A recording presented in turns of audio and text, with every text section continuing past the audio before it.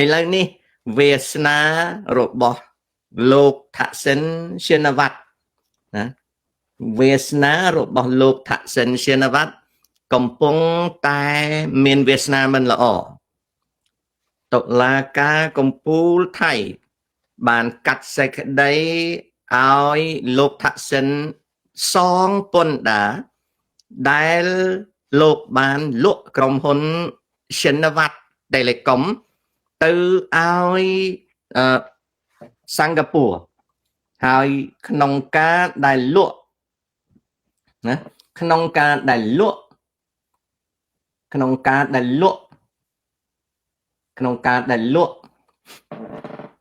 មហ៊ុន Telecom របស់លោកហ្នឹងណាគឺជាតម្លៃដែលគេចាត់ទុកថាមិនបានបង់ពន្ធដូច្នេះហើយគេចោទប្រកាន់ថាថាក់សិនជំពាក់ពន្ធព្រះរាជាណាចក្រថៃឡង់ហើយត្រូវបង់ពន្ធដែលគិតជាលុយបាតចំនួនរាប់ពាន់លានបាតដែលគិតជាលុយដុល្លារវាមានច្រើនបាទអូខេអញ្ចឹងខ្ញុំស្រាយជូនរឿងហ្នឹងបន្តិចពីព្រោះវាជាដៃគូដែលលោកហ៊ុនសែនរកស៊ីជាមួយមុនរដ្ឋប្រហារផ្ដួលរំលំថាក់សិននៅឆ្នាំឆ្នាំ2006នឹងរឿងហ្នឹងអញ្ចឹងណាបាទអញ្ចឹងរឿងថាក់សិនជោគវាសនាថាក់សិនប្រែប្រួលក្រោយពីចូលទៅជាប់គុកមួយឆ្នាំថាក់សិនមានបណ្ដឹងពន្ធដារដែលតាក់ទងនឹងទឹកប្រាក់ដូចជាជាង500លានដុល្លារអាមេរិកគឺជាលុយបាតរាប់ពាន់លានបាតត្រូវបង់ពន្ធដូច្នេះណាព័ត៌មានចុងក្រោយតាក់សិនកំពុងតែជាប់គុកនៅពន្ធនាគារខ្លងប្រែម Central Prison ធនាគារពន្ធនាគារកណ្ដាលនៃប្រទេសថៃឡង់នៅទីក្រុងបាងកកកូនស្រីរបស់គាត់ប៉ែតោងតានឈិនវត្តបាននិយាយប្រាប់ឲ្យដឹងថាសុខភាពរបស់ថាក់សិនមិនជាអ្វីទេក៏ប៉ុន្តែទទួលនៅកង្វល់ជាច្រើនតុលាការកំពូលនៃព្រះរាជាណាចក្រថៃឡង់បានបញ្ជាឲ្យតាក់សិនបង់សងនៅពន្ធជំពាក់ប្រទេសថៃជាទឹកប្រាក់បាតចំនួនចំនួន15អានេះអានថាម៉េចឯខ្មែរនេះចំនួនជិត17,000លានបាតដែលគិតជាលុយដុល្លារប្រមាណជា542លានដុល្លារដែលគេគិតថាថាក់សិនបានជំពាក់តាំងពីឆ្នាំ2006លើវិក័យប័ត្រដែលគាត់បានលក់ក្រុមហ៊ុនរបស់គាត់បានលក់ក្រុមហ៊ុនរបស់គាត់ណាគាត់បានលក់ក្រុមហ៊ុនរបស់គាត់ការិយាល័យនៃព្រះរាជអាជ្ញាប្រទេសថៃបានបន្តដាក់បណ្ដឹងឧទ្ធរណ៍លើបទ La Majesté គេហៅថាបទប្រមាថព្រះបរមចេស្តាថែមទៀតដោយមិនចង់ឲ្យថាក់សិនជាប់គុកត្រឹមតែ1ឆ្នាំទេនឹងជាបន្ទុកសង្កត់លើថាក់សិនមានបន្ទុកត្រូវបង់ពន្ធជាង500លានដុល្លារអាមេរិកហើយមានបន្ទុកដែលគេប្តឹងបន្តឧទ្ធរណ៍ទៅលើគាត់ណាហើយណាទោះបីយ៉ាងណាក៏ថាក់សិននៅតែបន្តធ្វើសំណុំរឿងដើម្បីសុំការលើកលែងពីឃុំឃាំងបើសិនជាថាក់សិនអាចជាប់គុកបាន6ខែក្នុងសាលក្រមដាក់គុកគាត់1ឆ្នាំកូនស្រីគាត់ប៉ែតោងតានបាននិយាយថាគ្រួសារថាក់សិនកំពុងតែដកខ្លួនចេញពីកិច្ចការសាធារណៈដើម្បីយកចិត្តទុកដាក់នឹងវិបត្តិរបស់ តាក់សិននេះគឺជាអ្វីដែលកំពុងតែកើតឡើងចំពោះតាក់សិនវាសនាតាក់សិនមិនទៀងទាត់ទេដូច្នេះហើយការវិលចូលប្រទេសថៃវិញរបស់តាក់សិនសឹងតែចាត់ទុកថាវាន់កចាត់ទុកថាវាន់កនៅពេលដែលតាក់សិនមានចំនួនជាមួយនឹងហ៊ុនសែនខាងទាហានថៃយករឿងនេះជាលេសដើម្បីបង្កចំនួនជាមួយហ៊ុនសែនក៏ប៉ុន្តែខាងទាហានហាក់ដូចជាខាងទាហានថៃហាក់ដូចជាមិនបង្ហាញចេតនាថាអត់អោនឲ្យតាក់សិនទេអញ្ចឹងទាំងតាក់សិនទាំងហ៊ុនសែនគឺទាហានថៃបង្កចំនួនជានិច្ចនេះគឺជារឿងដែលកើតឡើងនៅក្នុងតួបងប្អូនពីរនាក់ដែលបែកបាក់គ្នានោះអូខេធម្មជាតិខ្មែរឥឡូវនេះនៅខេត្តពោធិ៍សាត់ទឹកឡើងដល់ថ្នាក់ប្រកាសអាសន្នហើយថាហេតុថាកុំសើចយំគេទុកឲ្យរាជការដោះស្រាយចុះបាទសូផាត្រាស្មៅអាចដោះលើភ្នំបានថាវិនកម្ពុជាមិនថតកុនរឿងទេចំនួនខ្មែរសៀមព្រោះយើងឈ្នះពេកហើយធ្វើឲ្យសៀមខ្មាស់ត្រឹមត្រូវបាទយើងឈ្នះឡើងប៉ោងខោណាអ៊ីត្រូហ្សែនតើការទទួលខុសត្រូវរបស់មនុស្សខ្មែរម្នាក់ដែរទេដែលបណ្ដោយឲ្យប្រទេសជិតខាងមើលស្រាលជាបន្តសំណួរពីរឿងទទួលខុសត្រូវគួរខ្ញុំឆ្លើយជូនណាកូនណាក៏ប៉ុន្តែពាក្យថាមើលស្រាលខ្ញុំសុំអង្វរក្មួយឯងណាខ្ញុំសុំអង្វរក្មួយឯងឬក៏អង្វរណាខ្ញុំសុំអង្វរក្មួយឯងកុំយកចិត្តទុកដាក់អារឿងប្រទេសគេមើលស្រាលកុំយកចិត្តទុកដាក់ហ្នឹងហើយកុំយកចិត្តទុកដាក់រឿងគេមើលស្រាលចំពោះយើងគេណាក៏ដោយកុំយកចិត្តទុកដាក់មិនបានកុំយកចិត្តទុកដាក់ដំបូងណាអ៊ីត្រូ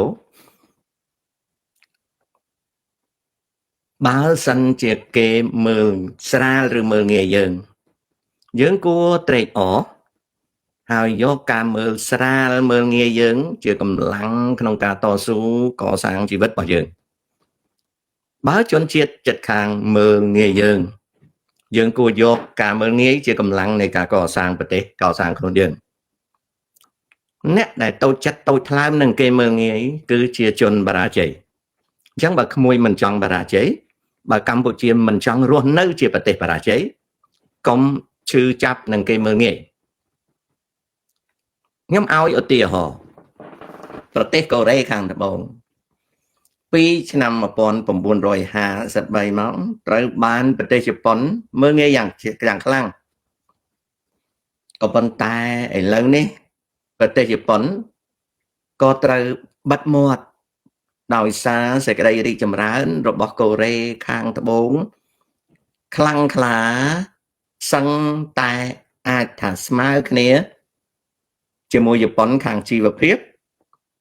ហើយអាចនិយាយថាចម្រើនជាងជប៉ុនខាងវិស័យសេដ្ឋកិច្ចវិទ្យាសាស្ត្រអញ្ចឹងការមើលងាយរបស់ជប៉ុនលើកូរ៉េវារលាយសាបសូន្យដោយខ្លួនឯងណាកូនណាក្រឡេកមើលជប៉ុននិងចិនធ្លាប់មើលងាយជប៉ុនពីសម័យសង្គ្រាមលោកទី1មកដល់សង្គ្រាមលោកទី2ដល់ពីឆ្នាំ2000មកប្រទេសចិនក៏ចាប់ផ្ដើមមើលងាយជប៉ុនណារហូត25ឆ្នាំនេះចិនមើលងាយមើលថោកប្រមាថរករឿងតែបច្ចុប្បន្ននេះកំពុងតែមានវិបត្តិរវាងនាយករដ្ឋមន្ត្រីសាណែតាកាជី នៃប្រទេសជប៉ុននិងពួកចិនកុម្មុយនីសដោយសារអីបានចិនអាចទៅមើលងាយជប៉ុនព្រោះចិនវាចម្រើនហើយជប៉ុនវាគឿងកាំងក្មួយគិតមើលអារឿងមើលងាយមើលថោកនេះយកជាកម្លាំងនៃការតស៊ូជាជាងយកជាការឈឺចាប់ខ្ញុំអត់ដែលឈឺចាប់នឹងអ្នកមើលខ្ញុំសប្ងៃមានអាខ្លះនៅស្រុកខ្ញុំនេះនៅក្បែរផ្ទះខ្ញុំនេះវាមានតែ masters ទេវាបន្លំឲ្យគេហៅវាបណ្ឌិតណាវាក៏រាប់អានខ្ញុំដែរតែវាក៏លែងរាប់អានខ្ញុំដោយសារអីដោយសារវាចេះអត់ដល់ខ្ញុំចង់វាចំកោងខ្លួនថាវាជាបណ្ឌិតក៏ដោយល្ងងជាងខ្ញុំណាដល់វាល្ងងជាងខ្ញុំវារស់នៅតាមវាខ្ញុំរស់នៅតាមខ្ញុំពីព្រោះអីអាហ្នឹងវាជាpersonality competition ខ្ញុំមិនដែលទៅប្រកួតប្រជែងជាមួយវាទេប៉ុន្តែវាប្រាប់វិទ្យុថាវាបើហៅវាឡើងសម្ភាសតើកុំឲ្យមាន James Sock មាន James Sock វាអត់ឡើងវារវល់មិនបានជាគ្រាន់តែសម្ភាសទល់មុខគ្នាវាអត់ហ៊ានមកវាចេះតិចជាងខ្ញុំវាចេះតិចខ្ញុំវាខ្មាស់ខ្ញុំសញ្ញាបត្រវាអីវាអួតដល់វាដុកទ័រដុកតាំងដុកទីងអីប៉ុន្តែវានេះដល់អញ្ចឹងទៅវាអត់មានអីដែលខ្ញុំត្រូវទៅឈឺក្បាលវិលមុខនឹងអាមនុស្សអញ្ចឹងទេណាឃើញទេអាហ្នឹងរបៀបខ្ញុំគិតអញ្ចឹងណាអូខេថ្ងៃមួយនៅក្នុងកិច្ចសន្ទនាវារំលឹកពីឡានរបស់ខ្ញុំធម្មតាខ្ញុំនៅក្រុងញូវយ៉ក insurance ថ្លៃហើយចតឡាននឹងថ្នល់អត់មានកន្លែងចតទេណាណាមួយទៅមនុស្សនៅទីក្រុងញូវយ៉ក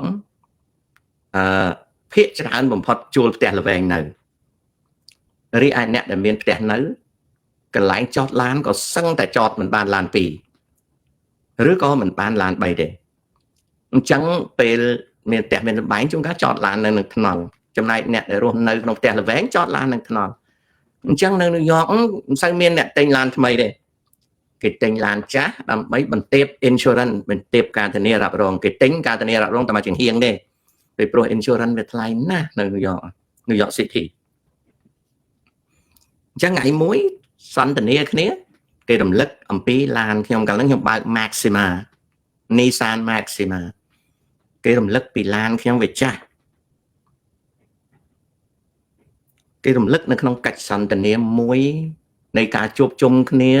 ញ៉ាំអាហារនៅផ្ទះអ្នកដទៃគេរំលឹករឿងហ្នឹងចំពោះមុខខ្ញុំចាំហើយចេះឯងបើកអា Maxima ចាស់មួយហ្នឹងខ្ញុំចាប់សម្ដីបានខ្ញុំថាអាភ្លាវនេះវាមើលងាយខ្ញុំសុទ្ធឲ្យវិញភ្លាមខ្ញុំសុទ្ធឡើងផ្អែមខ្ញុំថាឡានបងឯងបើក Mercedes ML ល្អណាស់បងឡានបងឯងបើកសា Mercedes ប៉ុន្តែបងឯងទៅធ្វើការរាល់ថ្ងៃបងឯងបើក Mercedes ទៅអីវាអត់ឆ្លើយខ្ញុំរួចទេពីព្រោះខ្ញុំដឹងថាអាថោកហ្នឹងវាបើកឡាន2ពណ៌ទៅធ្វើការរាល់ថ្ងៃស្អីទៅឡាន2ពណ៌គឺឡានកញ្ចាស់មួយដែលទ្វារពណ៌ផ្សេងតួឡានពណ៌ផ្សេងឡានវាចាស់ជាងខ្ញុំទៅទៀតរីឯអា Mercedes ML ដែលវាមានបើកហ្នឹងគឺសម្រាប់តែមកលេងផ្ទះខ្មែរអីឬក៏ទៅជប់លៀងឬក៏ទៅការអីវាបើកអា Mercedes ML ហ្នឹងមែនប៉ុន្តែធ្វើការប្រចាំថ្ងៃវាបើកតែឡានកញ្ចាស់ទេចុះហេតុដូចម្ដេចបានវាបើកឡានកញ្ចាស់ពីព្រោះកន្លែងវាធ្វើការហ្នឹងចោលច្រើនវាហ៊ានបើក ML ទៅហ្នឹងគេវាយបែកកញ្ចក់ឃើញទេអាហ្នឹងតម្រូវការយើងដឹងកាយវាគ្មានឡានណាទៅច្រើនទេវាមាន Mercedes មួយណាវាមាន Mercedes មួយជួនកាលវាឲ្យប្រពន្ធវាបើកទៅពង្រៀននៅសាលាទៅព្រោះវាមានកន្លែងចតត្រឹមទៅចំណែកវាមានហ៊ានបើកទេណាវាបើកតាឡាន2ពណ៌តែប៉ុន្តែវាមើលងាយយើងណាវាមើលងាយយើងសុទ្ធវាមួយលេងអាហ្នឹងមកពីអីបានយើងហ៊ានសុទ្ធវាផ្អែមអញ្ចឹងយើងសុទ្ធវាផ្អែមអញ្ចឹងពីព្រោះយើងជាមនុស្សម្នាក់ដែលយកចិត្តទុកដាក់នឹងព័ត៌មានយើងដឹងកាយវាយើងដឹងកាយវាយើងដឹងពីចរិតលក្ខណៈវាអញ្ចឹងយើងសុទ្ធវាផ្អែមយើងអត់ត្រូវការឈឺចាប់ទេអត់ត្រូវការឈឺចាប់ទេអញ្ចឹងយើងកុំភ័យណាកូនណាអារឿងគេមើលស្រាលកុំអីអូខេកុំភ័យឥឡូវឆ្លើយនឹងចំណុចមួយទៀត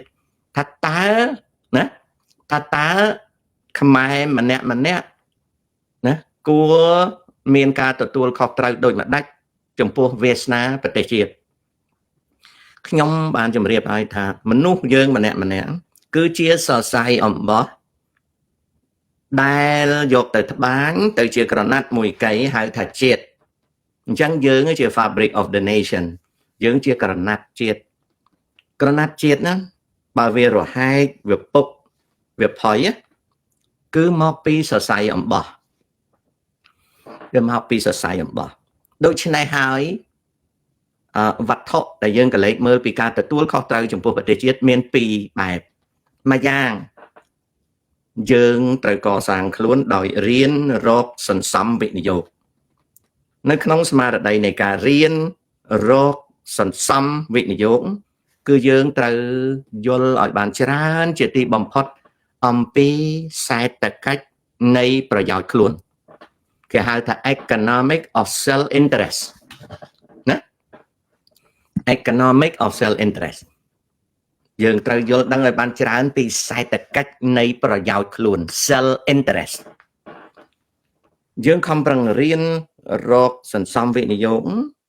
ហើយស្វែងយល់ឲ្យបានច្រើនអំពីសេដ្ឋកិច្ចនៃប្រយោជន៍ខ្លួនដើម្បីយើងដកក្អែលខ្លួនយើងជំរះខ្លួនយើងកុំឲ្យយើង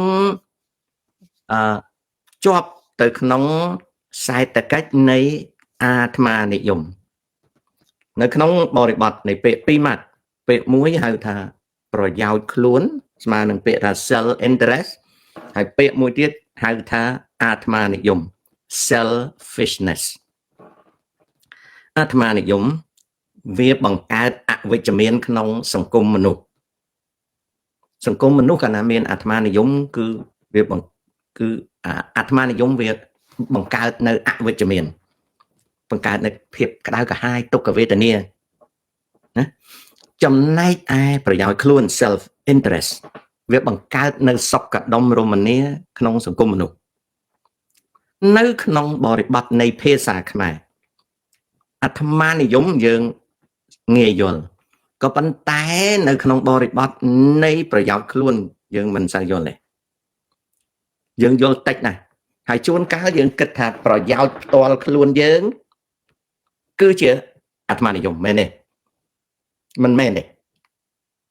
របស់ពីរហ្នឹងនៅក្នុងសេដ្ឋសាស្ត្រវិទ្យា self interest ហើយនិង selfishness គឺជាការយល់ដឹងផ្សេងគ្នា self interest ប្រយោជន៍ខ្លួនផ្ដល់វិជ្ជមានដល់សង្គមរីឯ selfishness អាត្មានិយមវាផ្ដល់ភាពអវិជ្ជមានដល់សង្គម self interest ច្រើនកើតនៅក្នុងពេលដែលមនុស្សមានការចេះដឹងហើយជឿជាក់លើចំណេះដឹងនិងជំនាញនិងបទពិសោធន៍របស់ខ្លួនហើយប្រកបទៅដោយសតិស៊ីវិល័យអញ្ចឹងមនុស្សមានចំណេះដឹងមានជំនាញហើយជឿជាក់និងមានស៊ីវិល័យបើមនុស្សមានចំណេះដឹងមានជំនាញជឿនិងបទពិសោធន៍ជឿជាក់ហើយមានស៊ីវិល័យមនុស្សប្រភេទហ្នឹងកសាងខ្លួនតាម self interest តាមប្រយោជន៍ខ្លួនបើគេទិញឡានជិះគេអត់ទិញឡានដែលវាថ្លៃខុសគេពេកទេបើគេទិញនាឡិកាពាក់គេមិនទិញនាឡិកាដែលអាចយកទៅចិញ្ចឹមជីវិតមនុស្សមួយភូមិមួយស្រុកបាន 2-3 ខែទេបើគេសង់ផ្ទះសម្បែងគេពេញចិត្តរស់និយមប៉ុណ្ណាគេយកសេចក្តីសុខស្រួលក្នុងផ្ទះតែសោភ័ណភាពនៃផ្ទះរបស់គេមិនឲ្យដាច់ឆ្ងាយពីទិដ្ឋភាពភូមិស្រុករបស់មនុស្សដែលគេរស់នៅជាមួយទេពីព្រោះអីគេមានស៊ីវិល័យគឺបានមកពីចំណេះដឹងជំនាញហើយនឹងបទពិសោធន៍គេមានស៊ីវិល័យនៅពេលដែលគេមានស៊ីវិល័យហើយគេមានចំណេះដឹងជំនាញនិងបទពិសោធន៍ហើយគេជឿជាក់លើខ្លួនគេពេលហ្នឹងនៅក្នុងខ្លួនគេហ្នឹងកើតរបស់មួយឡើងគឺ virtues ខ្មែរប្រែថាគុណធម៌វាកើតគុណធម៌បើកើតគុណធម៌ទៅធ្វើអីសំទឹកសំការមើលគេមើលឯងណាសបាយគេក៏នឹកឃើញថាតើគេអាចសបាយបានទេបើបើកឡានលើថ្នល់ក៏គួរណាស់គិតមនុស្សរស់នៅតាមដងថ្នល់មិនមែនឲ្យតែជួយតែចែកអំណោយអីទេប៉ុន្តែឲ្យចេះគិតក្នុងគុណធម៌សង្គមឧទាហរណ៍ដូចនៅប្រទេសឥណ្ឌាវាពោពេញទៅដោយ selfishness ដោយសារអីដោយសារវណ្ណៈភាពផងជំនឿសាសនាផងការរើសអើងផងអ្នកចេះដឹងទាំងឡាយទោះបីមានជំនាញប៉ុណ្ណាក៏ដោយគឺមិនទទួលស្គាល់នៅភាពស៊ីវិល័យទេដល់នៅអឺរ៉ុបនៅអាមេរិកនេះមនុស្សមានប៉ុណ្ណាក៏ដោយគេមិនដែលធ្វើខ្លួនឲ្យខុសគេពីប្រជាជនដទៃទេនឹងហើយជាមនុស្សដែលគេគិតអំពី self interest កាន់ self interest កើតពីចំណេះដឹងជំនាញបទពិសោធន៍ជំនឿជឿជាក់ហើយនឹងស៊ីវិល័យសង្គមកាលណាមានអាហ្នឹងមនុស្សប្រភេទហ្នឹងជាមនុស្សមានគុណធម៌មនុស្សប្រភេទហ្នឹងជាមនុស្សមានគុណធម៌ហើយមនុស្សដែលមានគុណធម៌ហ្នឹងទទួលខុសត្រូវលើជីវភាពសង្គមបានច្រើនជាងមនុស្សដែលអត់គុណធម៌អត់គុណធម៌នៅពេលស្រុកលហាមគេពាក់នាឡិកា$5 លានគេបើកឡាន$10 លានគេសំដែងខ្លួនគេដូចគេរស់នៅឋានសួគ៌នៅពេលដែលជុំវិញខ្លួនគេសិតតែប្រកបអាចមនុស្សនឹងទៅបីមានការចេះដឹងប៉ុណ្ណាក៏ដោយមនុស្សនឹងវាអត់មានជំនាញហើយមិនទុកចិត្តលើចំណេះដឹងខ្លួនឯងហើយខ្វះស៊ីវិល័យអញ្ចឹងមនុស្សនឹងអត់មានគុណធម៌ដល់មនុស្សនឹងអត់មានគុណធម៌ធ្វើអីចង់លយជាងគេធ្វើអីចង់អួតគេធ្វើអីចង់ដាច់គេឲ្យគ្មានតាក់ទងនឹងជីវភាពសេដ្ឋកិច្ចសង្គមទេដូច្នេះអានោះវាកាលណាមនុស្សនឹងវាអត់មានគុណធម៌មនុស្សនឹងមាន selfishness អត្តបានិយមហើយកាលណាមនុស្សនឹងមានគុណធម៌មនុស្សនឹងមាន self interest ប្រយោជន៍ខ្លួនសំទឹកសំការរស់នៅក្នុងសង្គមដែលគេហៅថាសង្គមស៊ីវិល័យចំណែកមនុស្សដែលវាអត់ស្គាល់អារបស់ហ្នឹងគឺវាគិតទៅពីខ្លួនវាហើយវាអត់មានគុណធម៌ទេដល់វាអត់មានគុណធម៌វាមានតែអាត្មានិយមកើតឡើង